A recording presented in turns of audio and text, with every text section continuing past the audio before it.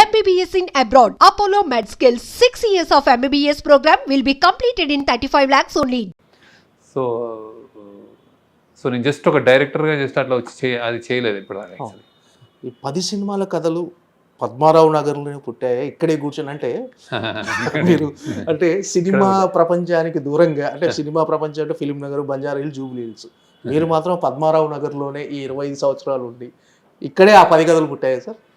ఇక్కడ పుట్టాయి కొన్ని, అంటే కొన్ని అమెరికాలో కూడా అంటే ఆనంద్ అమెరికాలో థీసిస్ రాసింది స్క్రిప్ట్, అంటే ఇక్కడే అన్ని ఇక్కడ రాసి ఇక్కడ కూర్చొని రాసినాయి. ఓకే, అంటే మామూలుగా ఒక సిట్ వచ్చిన తర్వాత అందరూ ఏ జూబ్లీ హిల్స్, బంజారా హిల్స్ షిఫ్ట్ అయిపోయి అక్కడ 2 ఆఫీసులు తీసేసి ఇంకో అక్కడ ఒక ఇల్లు చేసి, మీరు మాత్రం పద్మారావు నగర్లోనే ఇంకా కంటిన్యూ అవుతుంది. ఏంటి సార్ అనుబంధం మీకు? అంటే జస్ట్ ఇక్కడ హ్యాపీగా అనిపిస్తుంది. హ్యాపీగా నేను అలవాటైన ప్రపంచం అది. నేను జస్ట్ అట్లా కొంచెం రెసిస్టెన్స్ ఉంటుంది నాకు, సరదాగా ఉన్నాయి ఇక్కడ తిరిగిన ఈ రోడ్లు ఇవన్నీ, ఇక్కడ తిరిగిన పార్కులు, ఇక్కడ తిరిగిన షాపులు, ఇవన్నీ నాకు కొంచెం అలవాటు. ఇక్కడ చదువుకున్న స్కూల్ ప్యాట్రిక్స్లో చదువుకున్నాను. సో ఇవన్నీ నాకు, అండ్ మా పేరెంట్స్ ఇక్కడే ఉన్నారు కాబట్టి, ఇంకా అంటే ఫాదర్ చనిపోయారు కానీ అందరూ ఇక్కడ ఏదో ఇక్కడ మా ప్రపంచం ఒక ఎమోషన్. అంటే మొన్న మీరు ప్రెస్ మీట్లో కొంచెం ఎమోషనల్ అయ్యారు సార్. ఎందుకంటే ఎప్పుడు శేఖర్ కమల గారిని అలా చూడలేదు. అలా అంటే ఎందుకు అంటే సక్సెస్ వచ్చింది, కాకపోతే ఆ ఆనంద బాష్పాలా లేకపోతే చిన్న ఎమోషనల్ అయ్యారు సార్ మీకు? అది అంటే ఈ సినిమా కొంచెం చాలా తీసుకుంది యాక్చువల్. అంటే చాలా రోజులు అంటే జనరల్గా అన్ని సినిమాలు ఒక ఎత్తు, ఈ సినిమా కొంచెం ఎక్స్ట్రాగా అంటే చాలా అంటే ఫిజికల్లీ కూడా గ్రూలింగ్. టీంలో చాలామంది అంటే చాలా ఒడిదుడుకులు గురించి చేసిన ఫీలింగ్ వచ్చిందంటే ఒక చిన్న అంటే అది అంటే ఇది సామాన్యం అంటే జస్ట్ నాట్ అంటే ఒక మైండ్ పరంగా డ్రైనింగ్, ఎమోషన్ అండ్ హెల్త్ పరంగా అందరూ అంటే ఆ టీంలో చాలా అప్స్ అండ్ డౌన్స్ చూసుకుంటూ వచ్చింది అన్నమాట బేసిక్గా. సో అందుకే సడన్గా గుర్తొచ్చి నాకు ఎందుకు చాలామంది స్వెట్ అండ్ బ్లడ్ ఇచ్చినట్టు అనిపించింది. So I thought I felt కొంచెం ఎమోషనల్గా ఉంటుంది. సార్ మీకు సపోర్టింగ్ ఉన్న మీ టీం గురించి చెప్పండి సార్. మీ టీంలో అంటే చాలా ఆల్రెడీ సక్సెస్ మీట్లో కూడా అందరినీ పరిచయం చేశారు మనం. కరెక్ట్, అందరికీ అంటే నాకే కాదు, ఇప్పుడు నాగార్జున గారికి, ధనుష్ గారికి, అందరికీ వాళ్ళ పేరున తెలుసు. అంటే they know how important they are. అంటే తోటి తరణి గారికి అంటే so they are my backbones అనమాట, అంటే పిల్లర్స్ అని చెప్పాను అలానే అనమాట. సో ఇది ఎస్పెషల్లీ రైటింగ్ చైతన్య పింగళి చాలా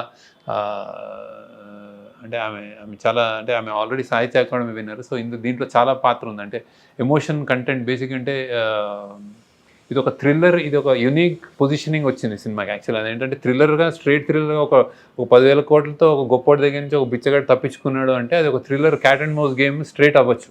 కానీ అందులో ఆ బిచ్చగాడి ఎమోషన్స్, ఆ కంటెంట్ ఉంటుంది కదా, ఎమోషనల్ హై, వాడి కథ ఒకటి ఉంటుంది కదా, దానికి చాలా పాత్ర చైతన్య అనమాట.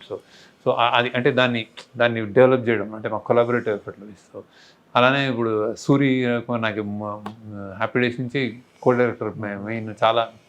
దీనికి చాలా అంటే ఈ క్యాన్వస్ కానీ, ఇది ఇక్కడ బాంబేలో చెయ్యాలి, బాంబేలో ఇన్సిస్ట్ చేయడం కానీ, బాంబేలో చేయాలి, దీనికి ఇంత పెద్ద ఇది ఉందని పట్టుబట్టి పని చేయడం కానీ, అక్కడికి వెళ్ళి ముందే లొకేషన్లు చూడడం కానీ, అలాంటివన్నీ చాలా అంటే అతను ఒక్కొక్క దాంట్లో ఒక్కొక్కళ్ళ ఇన్పుట్స్ అనమాట. దాంట్లో చాలా అదే ఇలా మేనిఫెస్ట్ అయింది. అలా అజయ్ కానీ అంటే ప్లానింగ్ చేయడం, ఇంత పెద్ద బడ్జెట్ ఉంటే మేము ఎగ్జిక్యూట్ చేయడం ఇట్లా.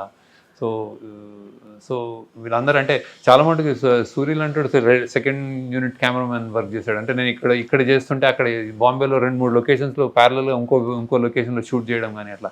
సో దే లాట్ ఆఫ్ ఈ టీమ్ వర్క్ చాలా బాగా ఎక్స్టెన్సివ్లీ అవసరం వచ్చింది చేసిన సినిమా అనమాట. సో అందుకే ఇంత పెద్ద క్యాన్వాస్ బాంబేలో అంత చేయడం, ఇలాంటి సీన్స్ సాధ్యం కాదు ఇంత టీం వర్క్. అలానే నాగేశ్వరరావు మా ఎగ్జిక్యూటివ్ ప్రొడ్యూసర్, ఆయన కూడా దగ్గర ఉండి అన్ని పర్మిషన్లు కానీ. సో అవుట్ సే ఈ సినిమా ఈ టీం వల్లనే సాధ్యమైంది. లేకపోతే అంటే బడ్జెట్ ఒక ఎత్తు, అంటే సునీల్ నారాయణ గారు వాళ్ళది ప్రొవైడ్ చేసి దీన్ని గోయడ్ ఇవ్వడం, దానికి సపోర్ట్ చేయడం అదొక ఎత్తు అయితే, ఈ ఎగ్జిక్యూషన్ ఒక పెద్ద పార్ట్ అనమాట. ఓకే, ప్రతిదీ రియల్ లొకేషన్ షూట్ చేశారన్నారు కదా, అంటే ఆ స్లమ్ ఏరియా చాలా ఉంటుంది.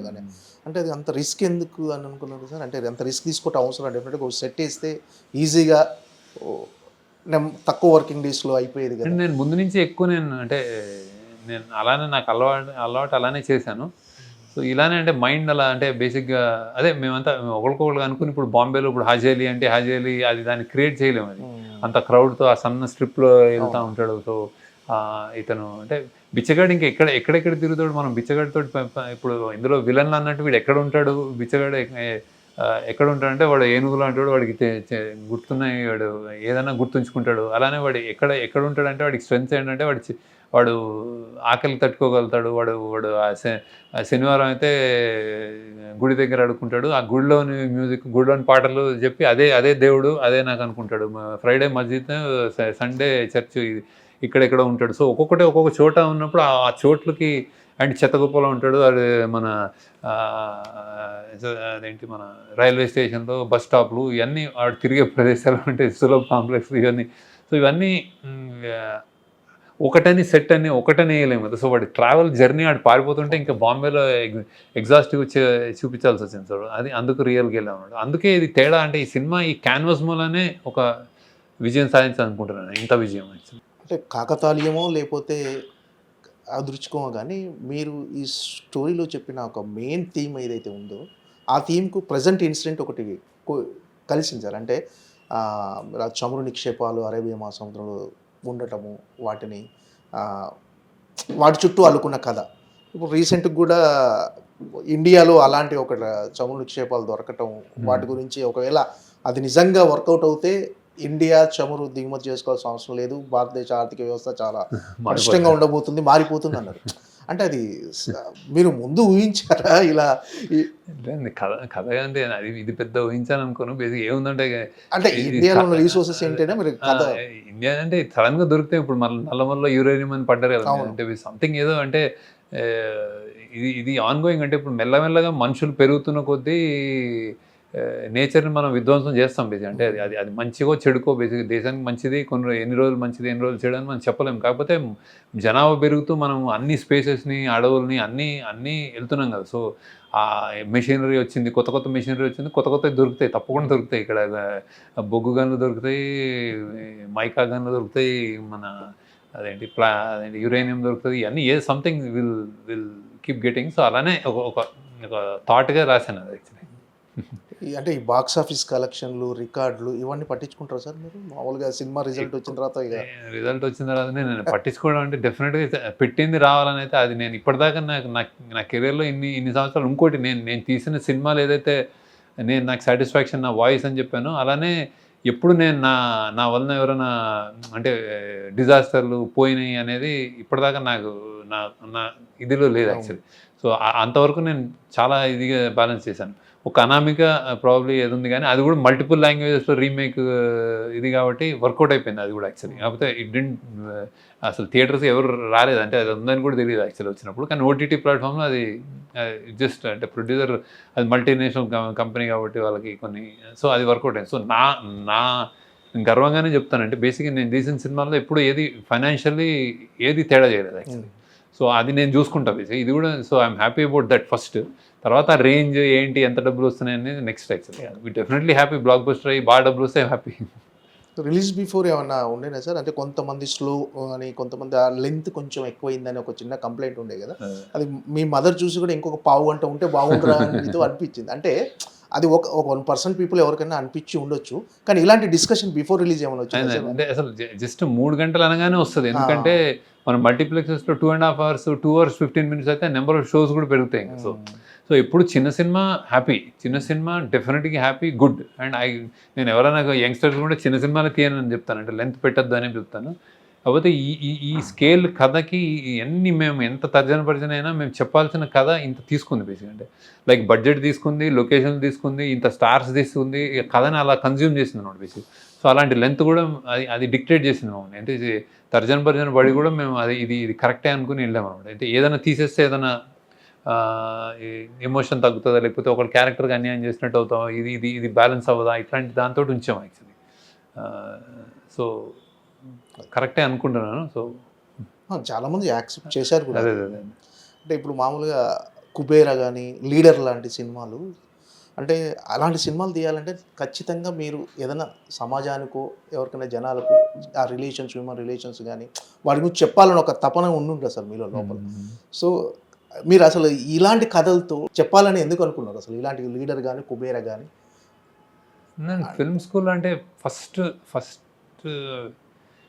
అంటే ఫస్ట్ లెసన్ నాకు బాగా, నేను ఫిల్మ్ స్కూల్కి వెళ్ళిన ఫస్ట్ అంటే ఇంజనీరింగ్ నుంచి ఫిల్మ్ స్కూల్కి వెళ్ళినప్పుడు నేను ఫస్ట్ లెసనే అక్కడ హార్వర్డ్ యూనివర్సిటీలో ఒక స్క్రిప్ట్ రైటింగ్ క్లాస్కి వెళ్తే ఫస్ట్ వర్డే అది films are obligated to society అని ఉంటుంది. ఆబ్లిగేటెడ్ టు సొసైటీ అంటే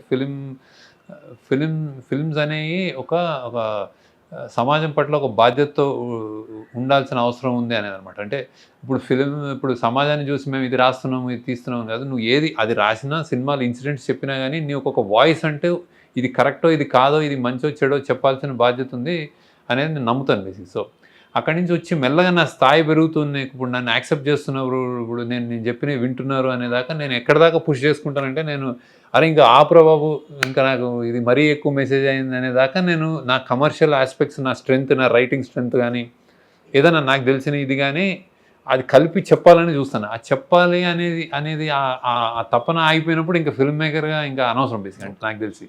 సో ఇంకేదైనా చేసుకోవచ్చు బేసిక్ అంటే. సో ఆ చెప్పాలన్నదే నడుపుతుంది. ఐదర్ నువ్వు ఎంటర్టైన్ చేసి హ్యాపీగా వాళ్ళని ఒక బాగా స్ట్రెస్ ఉన్నప్పుడు నువ్వు గొప్ప సినిమా, గొప్ప మ్యూజిక్ తోటి, గొప్ప క్యారెక్టర్స్ తోటి ఒక ఆనందం ఇచ్చావన్నా ఓకే, లేకపోతే ఇదేదో ప్రాబ్లం ఉంది దీనికి సొల్యూషన్ టువర్డ్స్ దిస్ అని చెప్పినా ఓకే, సంథింగ్ అయితే చెప్పాలని అయితే అది ఏమీ లేకుండా అయితే సినిమా స్టార్ట్ చేయండి అనిపిస్తుంది. సో అంతే ఫిల్మ్ మేకర్స్కి బేసిక్గా ఎందుకు ఇది అంటే ఆ క్రాఫ్టే అది, ఆ మీడియం అది. ఒక పెయింటర్ కానీ, ఒక బుక్ కథా రచయిత కానీ, ఒక లిటరరీ సాహిత్యం కానీ, ఒక పోయిట్ కానీ ఏదో ఒకటి అంటే ఏదో ఒకటి చెప్పాలని చెప్తాడు కదా. సో సినిమా కూడా అంతే, చెప్పాలని చెప్తాడు. నేను వాళ్ళని కొంచెం టికిల్ చేస్తాను, వాళ్ళని కొంచెం వాళ్ళ వీక్నెస్ల మీద ఆడుకుంటాను, ఇలాంటి నేను నమ్మను. అంటే